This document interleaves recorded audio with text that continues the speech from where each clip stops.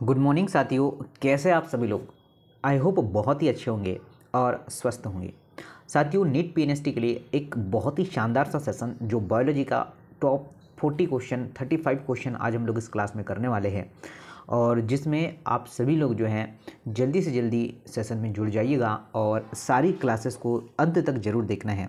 अंत में ऐसी कुछ चीज़ें बताऊंगा आप लोगों को जो आपके लिए बहुत आवश्यक जानना है, और आप उससे जो है आप लोग एक अच्छा तैयारी कर सकते हैं और लगातार जो है ऐसे ही प्रिपरेशन किए जा सकते हैं।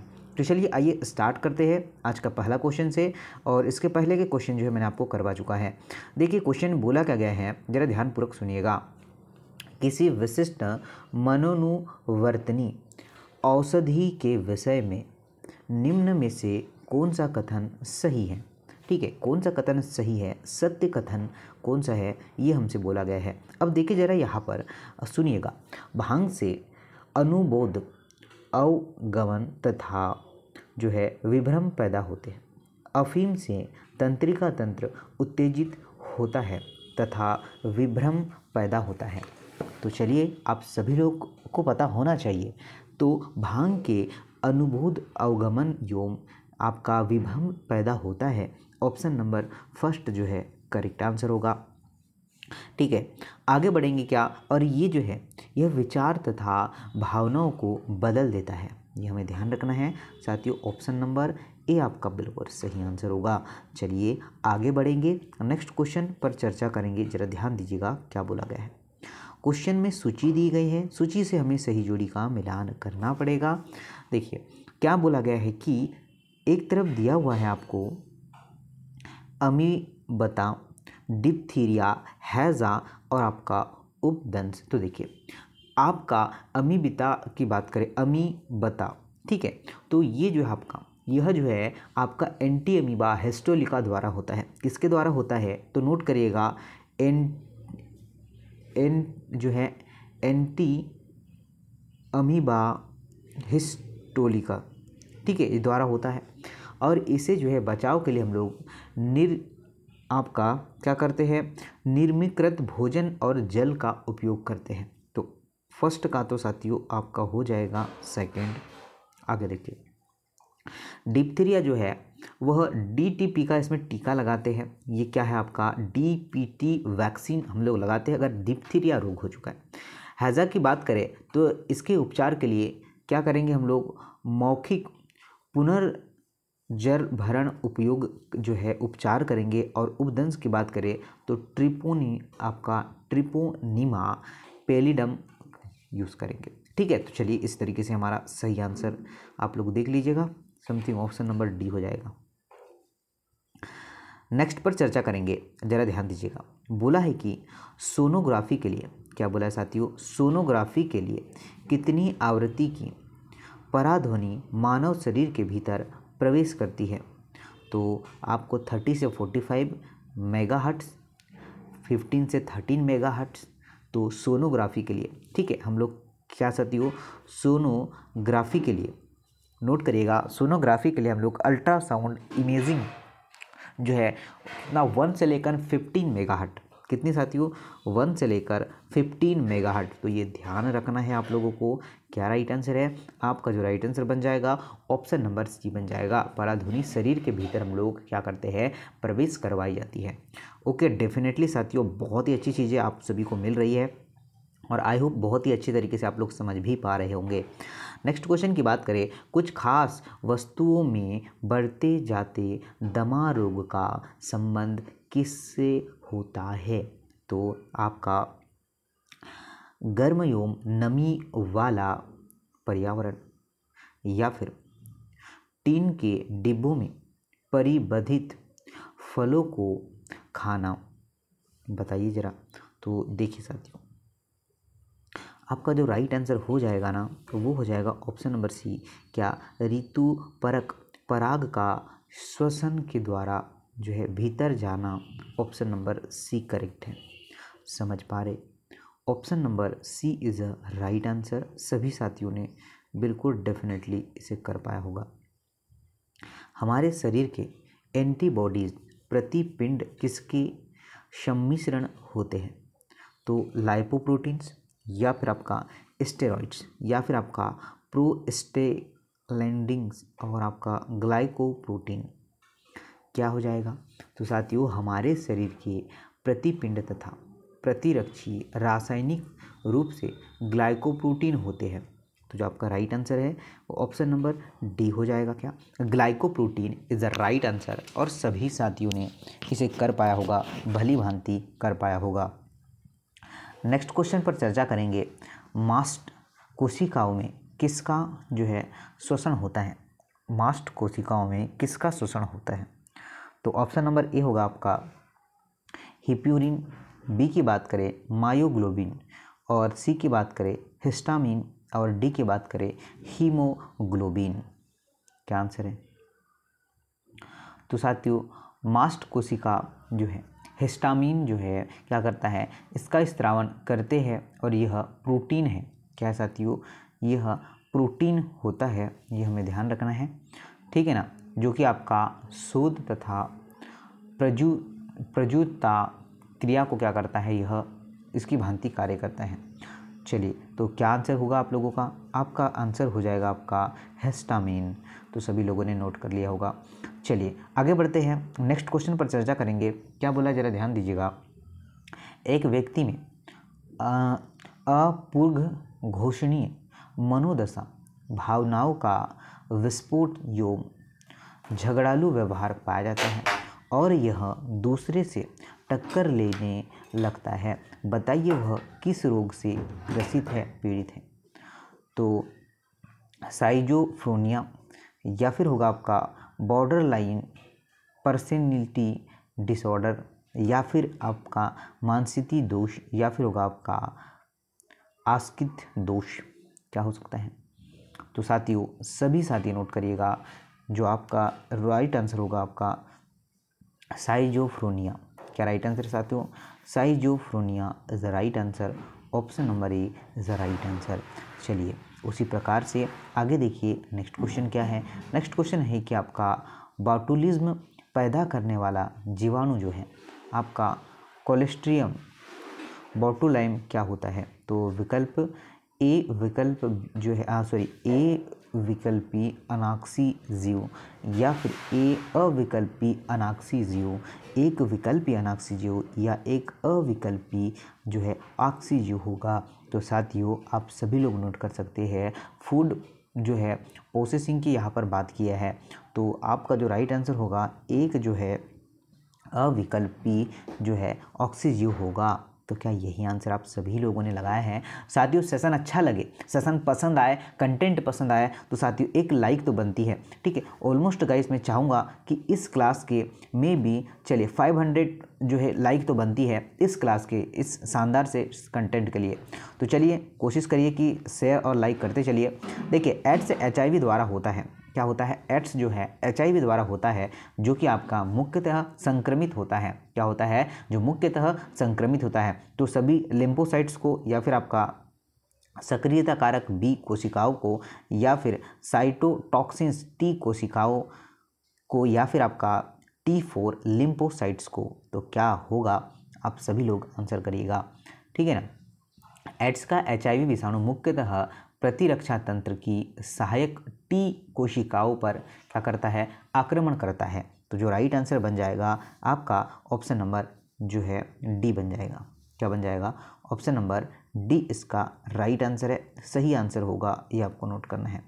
चलिए भली भांति पढ़ते हैं आगे। निम्नलिखित में से कौन सा मस्तिष्क की सक्रियता को दबाता है तथा शांति, शिथिलता व निद्रा का एक सहसास उत्पन्न करता है। तो क्या होगा, तो साथियों आप सभी लोग जानते हैं क्या होगा, आपका वेलियम आपका राइट आंसर होगा। क्या होगा, Valium is the right answer. Option number B is the right answer. सभी साथियों ने कर पाए क्या, बहुत ही अच्छा क्वेश्चन है, बहुत ही बेहतर, बहुत ही शानदार क्वेश्चन आपके स्क्रीन पर है। चलिए नेक्स्ट क्वेश्चन पर चर्चा करेंगे।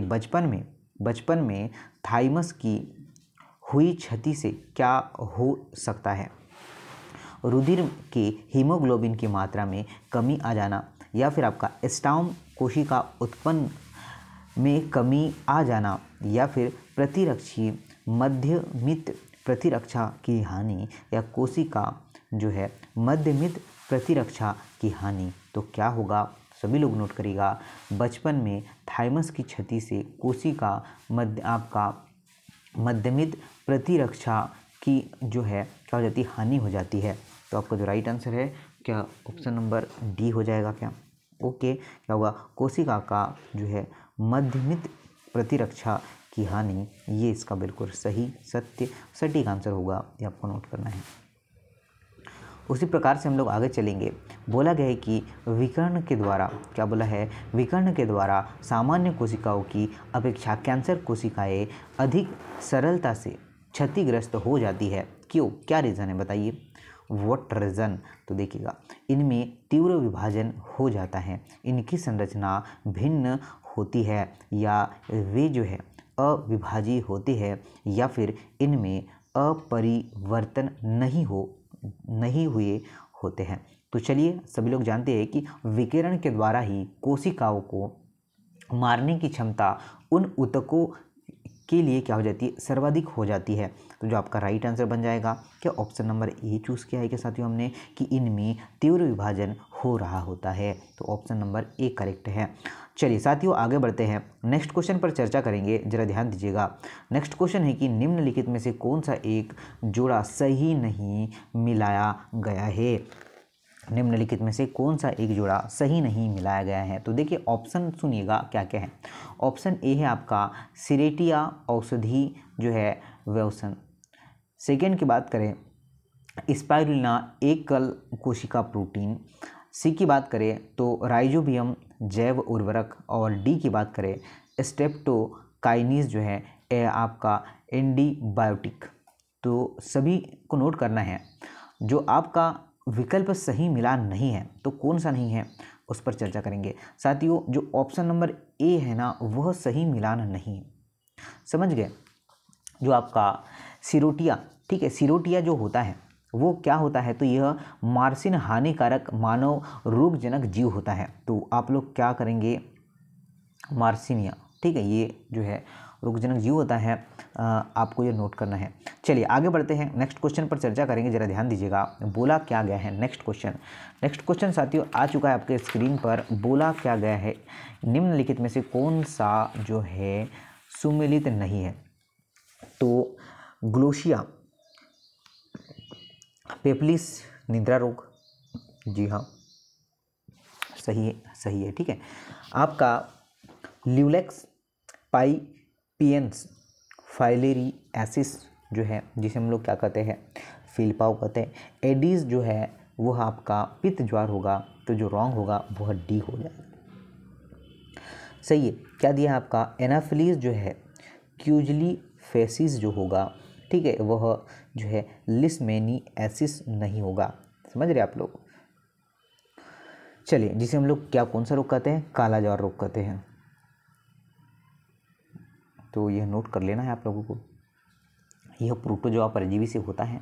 ओके, चलिए एलिसा वसाणु की बात करें तो एलिसा टेस्ट तो एड्स के लिए किया जाता है, ये हमने ऑब्वियसली पढ़ा है। तो देखिए एलिसा वसाणु की खोज के लिए किया गया जो है क्या है?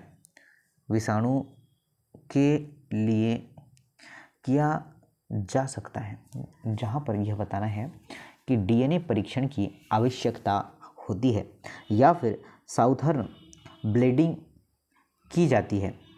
तो भाई साहब आपका जो राइट आंसर बन जाएगा क्या होगा? क्षारीय फास्फोटेज मुख्य अभिकारक होता है। सी आंसर बिल्कुल करेक्ट है। क्या होगा साथियों? सी आंसर करेक्ट होगा, राइट होगा, ये आप लोगों को ध्यान रखना है। चलिए नेक्स्ट क्वेश्चन पर चर्चा करेंगे। क्या है नेक्स्ट क्वेश्चन? निम्न में से कौन सी अवस्था यद्यपि स्वयं में हानिकारक है परंतु मच्छर जनित संक्रमित बीमारियों के विरुद्ध प्रभावकारी रक्षक है? ओके, तो जरा बताइएगा क्या होगा आपका? ल्यूकीमिया, या फिर आपका थैलेसीमिया, या फिर हशियाकार कोशिका अरक्तता, या फिर परसीसियम जो है आपका एनीमिया। तो आप लोग बिल्कुल कर सकते हैं कि हाशियाकार कोशिका अवरक्त रोग क्या होता है, यद्यपि स्वयं हानिकारक रोग होता है। तो साथियों आपका जो राइट आंसर है क्या सी कर पाए क्या? जी हाँ, बिल्कुल सर जी, बिल्कुल सही, करेक्ट आंसर, राइट आंसर। चलिए आगे बढ़ेंगे, नेक्स्ट क्वेश्चन पर चर्चा करेंगे।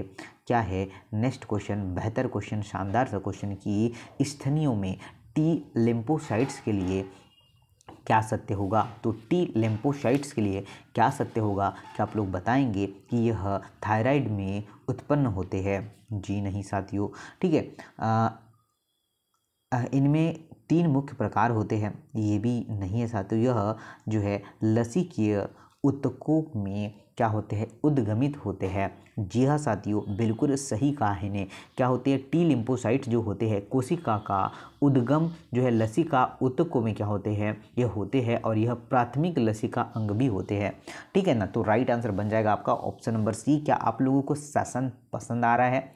अगर पसंद आ रहा है तो साथियों शेयर भी करना है आप लोगों को, ठीक है, ताकि अदर भी बच्चे जो नहीं जुड़ पाए समाधान स्टडी से तो वह भी जुड़कर एक अच्छा सुनहरा भविष्य अपना निखार ले। देखिए जो है उस अल्पकालीन प्रतिरक्षा को क्या कहते हैं जो अपरा को पार करते हुए माँ से गर्भ शिशु में पहुँचती है और जो है माँ के दूध के माध्यम से शिशु में पहुँचती है। तो देखिए सक्रिय प्रतिरक्षा, निष्क्रिय प्रतिरक्षा, या फिर बात करें कोशिकीय प्रतिरक्षा या सहज अवशिष्ट प्रतिरक्षा, क्या आंसर है? तो अल्पकालीन जो है प्रतिरक्षा जो कि भ्रूण को अपरा द्वारा माता से या फिर नवजात को जो है माता से दुग्ध तक जो है प्राप्त होती है। तो जो आपका राइट आंसर है ऑप्शन नंबर जो है बी करेक्ट होगा।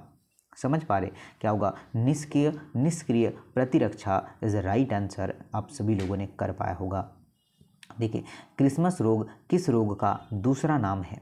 तो आपका हीमोफीलिया बी, या फिर लिम्फो आपका हेपेटाइटिस बी, या फिर डाउन सिंड्रोम, या फिर आपका निद्रालु रोग, क्या होगा बताइए ज़रा। तो आप लोग नोट कर लीजिएगा चीज़ों को, ठीक है ना। क्या होगा राइट आंसर साथियों? ऑप्शन नंबर ए हो जाएगा। क्या होगा? Haemophilia B is the right answer. Haemophilia B को क्रिसमस रोग भी कहते हैं। कौन सा रोग साथियों? क्रिसमस रोग भी कहते हैं, ये ध्यान रखना। और ये रुधिर को जमने वाले कारक जो है आप क्रिसमस कारक के कारण होता है, ठीक है। सभी ने कर पाया है, बेस्ट क्वेश्चन, अच्छा क्वेश्चन, बेहतर क्वेश्चन। नेक्स्ट पर चर्चा करेंगे कि कार्सिनोमा होता है। कार्सिनोमा क्या होता है साथियों? तो सहजीवी ऊतकों का बिनाई जो है आपका ट्यूमर है, संयोजी कोशिकाओं का मैलिग्नेट ट्यूमर है, त्वचा या श्लेष्मा झिल्ली का मैलिग्नेट ट्यूमर है, और जो है कोलोन का मैलिग्नेट ट्यूमर होगा। क्या हो सकता है? तो उपकला कोशिका जैसे त्वचा श्लेष्मा झिल्ली का क्या है? यह मैलिग्नेट ट्यूमर जो है होता है, जिसे हम लोग कार्सिनोमा कहते हैं। ऑप्शन नंबर सी सही होगा, ठीक है साथियों। समझ आ रही चीज़ें? ऑप्शन नंबर सी बिल्कुल करेक्ट, बिल्कुल सही आंसर आप लोगों ने कर पाया होगा। निम्न में से लिंग संलग्न रोग का उदाहरण है? एड्स है, वर्णनता है, सिफिलिस है, या फिर आपका गोनोरिया है? तो आपको नोट करना है साथियों वर्णांध। क्या होगा? वर्णांध कलर ब्लाइंडनेस जिसे हम लोग कहते हैं, यह लिंग संलग्न रोग होता है और यह अनुवांशिक विकार है। क्या है साथियों? अनुवांशिक विकार भी होता है, हमें ध्यान रखना है। चलिए क्या आगे बढ़ने के लिए तैयार है? नेक्स्ट क्वेश्चन पर हम लोग चर्चा करेंगे कि इंटरफेरॉन किसके लिए संश्लेषित किया जाता है। इंटरफेरॉन की बात करें साथियों, माइकोप्लाज्मा में, जीवाणु में, विषाणु में, या फिर कवक में। तो क्या आंसर हो पाएगा? क्या आप लोग नोट कर पाएंगे कि इंटरफेरॉन जो है का संश्लेषण वायरस संक्रमण के विरुद्ध किया जाता है? तो सी आंसर बिल्कुल करेक्ट है, बिल्कुल सही है, वेरी गुड, बहुत बढ़िया, बहुत शानदार और ज़बरदस्त आंसर आप लोगों ने कर पाया है। नेक्स्ट देखिए क्या है, बोला गया कि निम्नलिखित से कौन सा सर्वाधिक जो है संक्रामक बीमारी होती है। सर्वाधिक संक्रामक बीमारी की बात करें तो हेपेटाइटिस बी होगा, एड्स होगा, या फिर अमीबियासिस होगा, या फिर मलेरिया होगा। तो बीमारी की बात करें तो हेपेटाइटिस बी ही आपका राइट आंसर होगा। क्या सभी साथी कर पाए क्या? साथियों क्या होगा, आपका जो राइट आंसर होगा ऑप्शन नंबर ए होगा, ये आपको नोट करके रखना है। चलिए आगे बढ़ेंगे। निम्नलिखित में से कौन सा सुमिलित जोड़ा है? तो सुमिलित कौन सा होगा, क्या आप लोग बता पाएंगे? तो देखिए आपको दिया है रेसर पाइन ट्राइक्यूलाइजर। जी हाँ साथियों, ऑप्शन नंबर ए ही करेक्ट है, ठीक है ना। आपका रेसर पाइन जो है सोडी ट्यूब, जिसे हम लोग क्या कहते हैं ट्राइक्यूलाइजर का कार्य करता है, तो आपका ए करेक्ट हो जाएगा। बोला गया है नेक्स्ट क्वेश्चन पर कि साल्मोनेला संबंधित है आपका टाइफाइड से, या फिर आपका पोलियो से, टीबी से, या फिर आपका टिटनेस से। क्या होगा बताएंगे आप लोग। तो साल्मोनेला जो है टाइफी जीवाणु के कारण मोती झरा या फिर आपका टाइफाइड रोग संबंधित होता है। तो क्या आंसर हो सकता है? क्या हमारा आंसर ऑप्शन नंबर ए हो सकता है? क्या टाइफाइड साथियों आपने सही लगा पाया है?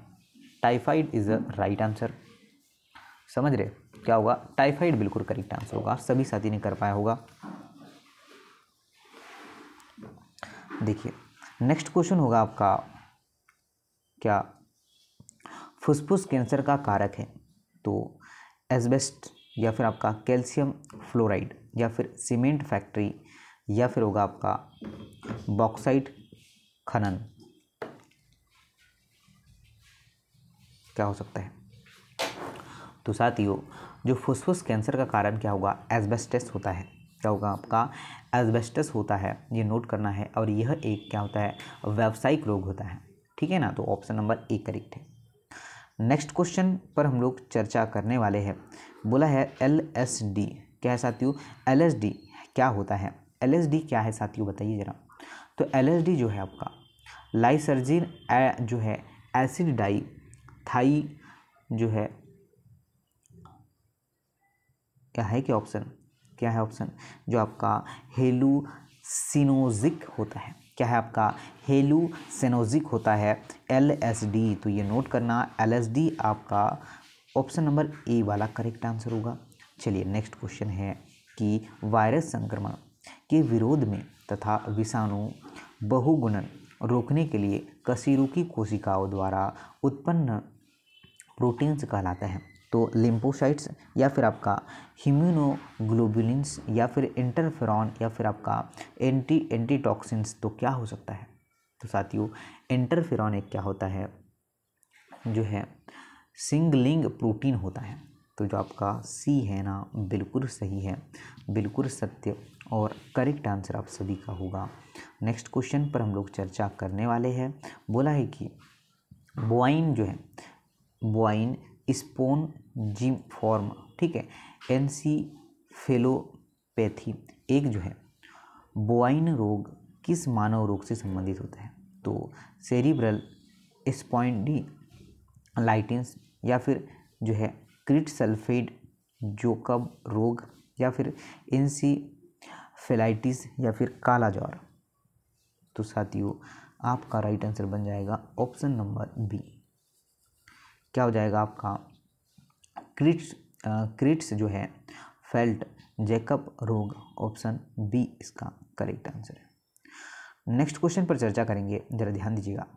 क्या है निम्न में से, क्या बोला है साथियों, निम्न में से किस बीमारी के लिए निवारक वैक्सीन उपलब्ध है? तो चलिए जो आपका हेपेटाइटिस रोग के लिए निवारक वैक्सीन का निर्माण होता है, ऑप्शन नंबर बी साथियों बिल्कुल करेक्ट है, ठीक है। नेक्स्ट है कि ब्लड टाइपिंग में एग्लूटेशन इंगित करता है। आरबीसी कुछ प्रतिजनकों के वाहक होते हैं, प्लाज्मा के कुछ प्रतिजन पाए जाते हैं। आरबीसी कुछ जो है विषों की वाहक होती है, प्लाज्मा में कुछ प्रतिविष जो है पाए जाते हैं। तो ब्लड टाइपिंग में आपका एग्लूटेशन आरबीसी का प्रतिजनकों की क्या करता है? उपस्थिति को दर्शाता है। तो ऑप्शन नंबर ए करेक्ट है। समझ रहे क्या होगा? ऑप्शन नंबर ए करेक्ट है। कांच की जो है अवधारणा किस पर लागू नहीं की जा सकती है? आपका मोतीझरा, हैजा, कोढ़, या फिर आपका टीबी तपेदिक। तो नोट करिएगा कि काज की अवधारणा जो आपका कोड होता है, ठीक है, जिसे हम लोग क्या कहते हैं, लेप्रेसी कहते हैं। कौन सा रोग कहते हैं, लेप्रेसी कहते हैं। इस पर क्या हो सकता है, यह लागू नहीं होता है। तो नोट करना, आपका right answer option number C बन जाएगा। चलिए, वैक्सीन्स है, क्या है साथियों वैक्सीन्स, जल्दी से कमेंट बॉक्स में बताइएगा। साथियों बेस्ट चीज़ आपको प्रोवाइड कर रहे हैं और लगातार आपके लिए जो है मेहनत करते रहेंगे एग्ज़ाम तक। तो आप लोग जो है अधिक से अधिक साथियों एक लाइक और शेयर जरूर करिएगा। वैक्सीन्स और पीडीएफ के लिए कहाँ जुड़िएगा, समाधान स्टडी टेलीग्राम ग्रुप में। ओके साथियों, चलिए आगे बढ़ते हैं। नेक्स्ट क्वेश्चन नोट करिएगा, वैक्सीन्स होते हैं तो क्या है वैक्सीन्स। तो वैक्सीन्स एक क्या होते हैं, उपचारित जीवाणु होते हैं। क्या होते हैं, उपचारित जीवाणु होते हैं या फिर विषाणु भी इसे कह सकते हैं, ठीक है ना। और इनकी एक क्या होती है, प्रोटीन, जिसे शरीर में क्या होता है, प्रवेश करके रोग उत्पन्न कर देते हैं। तो जो आपका ऑप्शन नंबर ए है वही इसका राइट आंसर होगा कि यह उपचारित जीवाणु है, विषाणु या फिर उनकी जो है उनके एक प्रोटीन से होते हैं। चलिए बेटर आंसर, बहुत ही बढ़िया आंसर। चलिए नेक्स्ट क्वेश्चन पर चर्चा करेंगे। बोला गया है कि हाइब्रिडोमा कोशिका होती है, मेंढक की तंत्रिका कोशिकाएं। बी की बात करें क्या है, जो है माइलोमा कोशिकाओं के फलस्वरूप प्राप्त संकरण कोशिकाएं। बैक्टीरिया से जीवाणु निर्माण का उत्पाद उपरोक्त में से कोई भी नहीं। बताइए जरा क्या हो सकता है। तो हाइब्रिडोमा कोशिकाएं संकरण कोशिकाएं होती है जो कि सामान्य प्रतिरक्षी उत्पन्न करने वाली जो है कोशिका, वो कैंसर उत्पन्न करने वाले जो आपका अर्बुद की क्या करती है, जो है माइलोमा कोशिकाओं के जो है संलयन से क्या करती है, निर्मित होती है। तो साथियों आपका जो राइट आंसर है क्या ऑप्शन नंबर बी हो जाएगा। क्या माइलोमा कोशिकाओं के फलस्वरूप प्राप्त संकरण कोशिकाएं, ऑप्शन नंबर बी करेक्ट होगा। ओके, नेक्स्ट है, यदि किसी व्यक्ति के शरीर में इंटरफेरॉन्स का उत्पादन होता है तो उसको उसके संक्रमित होने की संभावना है। टाइफाइड, खसरा, मलेरिया, टिटनेस, क्या होगा। तो साथियों आपका राइट आंसर होगा खसरा। क्या होगा, खसरा इसका करेक्ट आंसर बन जाएगा। नेक्स्ट क्वेश्चन होगा आपका भांग उत्पादन, जैसे भांग, गांजा, चरस, ठीक है ना, मारीजुआना और हर्शिस आदि के प्रयोग से क्या होता है। तो साथियों एक आपके लिए मैं होमवर्क रख रहा हूँ ताकि अंतिम तक कितने बच्चा जो है यहाँ पर आंसर बता पाए, सीख पाए हैं, ठीक है। 30+ क्वेश्चन हमने किया है। आप लोग कमेंट्स करिएगा कि आपने कितने मार्क्स अचीव किए हैं, ताकि एक एवरेज मार्क्स आपके आ पाए। और लगातार मैं ऐसी क्लासेस आपको प्रोवाइड कर रहा हूँ, ठीक है साथियों। सिलेक्शन कब मिलता है, जब लोग चीज़ों का रिवाइज करें। आज आपने वीडियो देखा है तो 2 दिन बाद फिर आपको देखना है, ताकि हम लोग उस चीज़ों को भूले ना, लगातार जो है हम लोग को वो याद होती चले। समझ रहे आप लोग। तो चलिए मिलते हैं साथियों नए क्लास में, नए सिरे से फिर हम लोग शुरुआत करने वाले हैं। नमस्ते साथियों, जय हिंद, वंदे मातरम।